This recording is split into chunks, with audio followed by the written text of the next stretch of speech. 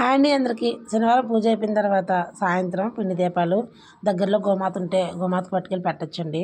దగ్గరలో గోమాత లేకపోతే గంగలో అయినా కలిపేయచ్చు. నేనైతే మొత్తం అన్నీ తీసేసుకుని పువ్వులు పత్రులు దీపాలు అన్నీ కలిపి ఒక కవర్లో వేసేసుకుని మరుసటి రోజు పొద్దున్నే గంగలో అయితే కలిపేస్తాను. ఇంకా పొద్దున్న పెట్టిన ప్రసాదాలు కూడా అన్నీ తీసేసుకుని ఇంకా దీపాలు కూడా తీసేసుకుని శుభ్రంగా కడిగేసుకుని మళ్ళీ పెడతాను.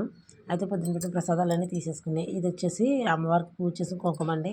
ఇది ఒక డబ్బాలో వేసేసుకుని ప్రతిరోజు నేను పెట్టుకుంటాను. అందుకోసమని తీసి పక్కన పెట్టుకున్నాను.